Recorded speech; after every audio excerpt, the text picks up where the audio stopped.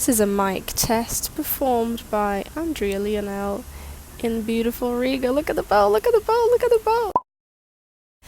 I'm really not one to do tripping diaries in public. I've only done 4 tripping diaries, but they've always been in the hostel. But I think Riga is too pretty to stay inside. Look at this.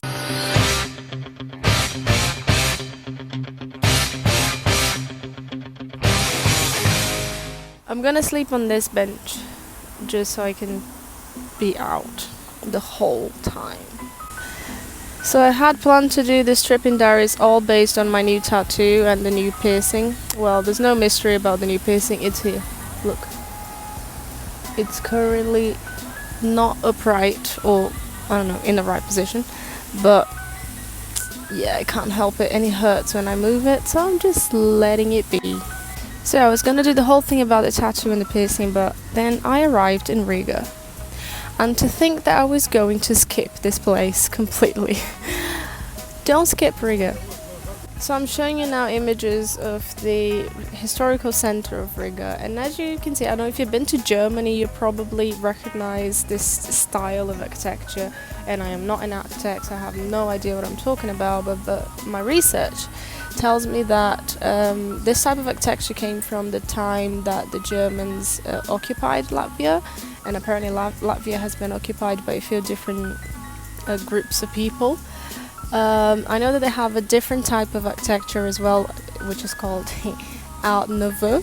I don't know if that's how you say it, but it's a different quarter here in the city which has a completely different type of architecture, which I'm going to visit soon. And then when you think Riga doesn't get any cuter, there's a white church with green roof. It's like a fucking painting, it's so cute. It reminds me of Havana in like the colours, but obviously it's a bit more like well maintained. Look at this church! Look, it's lilac! How is there a church that is lilac? And it has a golden dome. What is happening? It's too pretty. Honestly, this church is too much. It doesn't have to be that pretty. Like, come on. It's excessive. But yeah, we left Vilnius this morning, and it was a shame because I wish I could have stayed in Vilnius a bit longer and explored it a little bit more and walk around. I had a difficult time in Vilnius because of the hostel that I stayed in, and because I had a cold most of the time. I still have it, and it's nearly 100% gone now, but it was basically 2 weeks of feeling shit. So I didn't get to see a lot of the recommended sites of Vilnius. I didn't get to see the Republic of Ujipis, which I wanted to go back to. I saw it briefly on a walking tour, but you know, I can always go back to Vilnius, and I feel like it's going to be one of those places where I will definitely return because I just felt so comfortable there. It's just easy. It's easy leaving. It's a very small like town, but at the same time there's a lot of things to do. You can go everywhere by foot. Everyone speaks English. It's not expensive. Loads of little like cafes and places to have some food and to even sit down and do some work like I always do. I swapped places. Can you tell? I don't know. It's just all green and beautiful.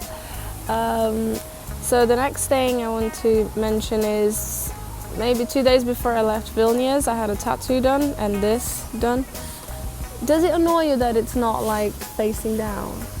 It kind of annoys me. Shit, my OCD is going to kill me. It takes 4 weeks for this to heal, so bear with me.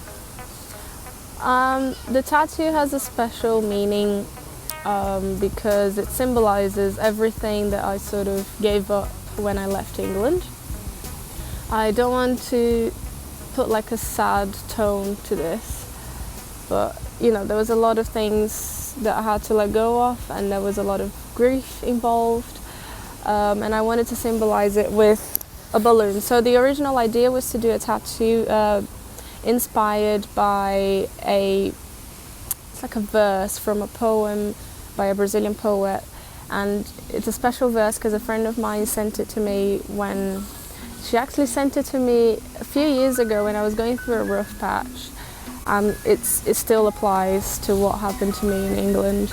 So the poem is, I'm going to translate it, so it's going to sound weird, but it basically says that there are illusions that are so pretty that when we lose them, we see them leaving like pretty balloons in the sky, vanishing in the sky or something like that. So it's a very sweet, kind of sad poem, which sort of represents what I went through when I left England.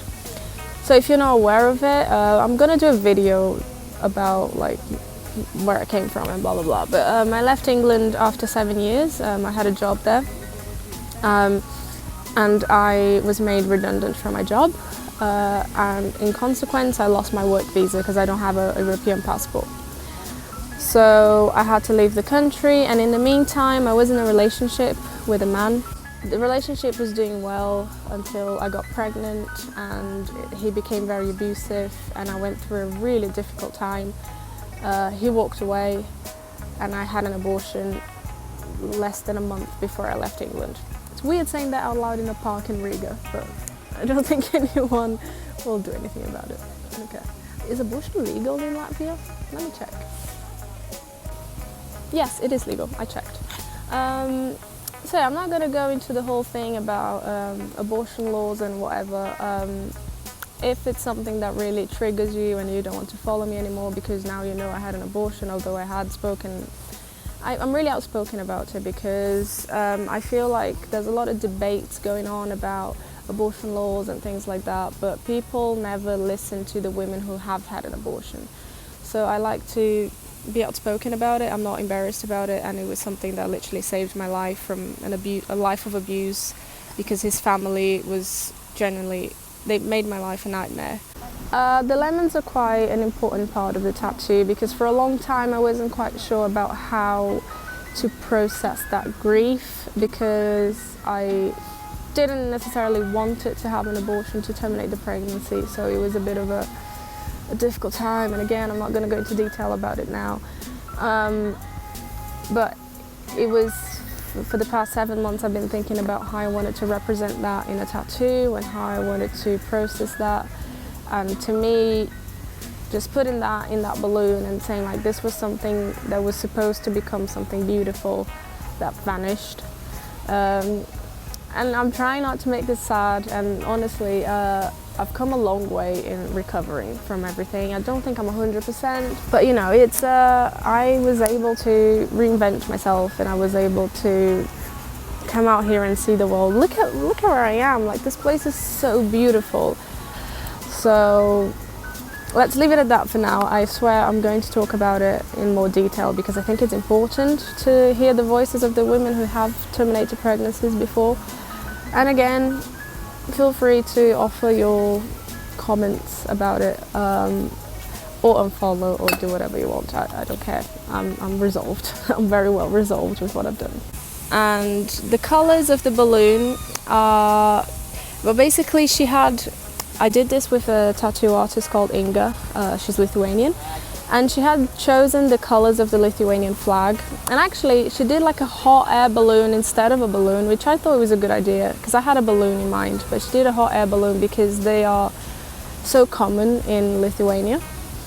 So it kind of symbolises Lithuania in a way, and I liked it. So I changed the colours though to purple and green, because those are currently my favourite colours. There's no other reason for that. And also the 2 musical notes on the bottom of the balloon, and that represents the whole, like, I went to the UK with this dream of working in the music industry, and what happened is that didn't quite work because of the visa and stuff. Like, I had a lot of record labels offering me jobs, but they couldn't sponsor me. They couldn't meet the requirements that the immigration wanted them to meet, so it didn't quite work. And right now, to be honest, I'm not sure if I want to do that anymore. So it's just to symbolize that, like, that dream that I had, that thing that really drove me one day, is now going up, vanishing in the sky with a pretty balloon. The basket is the basket. I hadn't even envisioned a ditch, and I am not sure I love it, but especially because it's kind of like on the front of the arm, and it's the first thing you see when you see me, like when you look straight at me. And I'm not a huge fan of it, but to be honest, it's got like a really light blue, and I've got other tattoos in blue, and I know that that blue will fade a little bit, so it will become a little bit more pleasant to look at. But again, with tattoos, I'm not really that bothered, like if it's not perfect, and it will never be. And you know, if it's something that really bothers me in the long run, which I don't think it will, you can always cover it with something else, and it's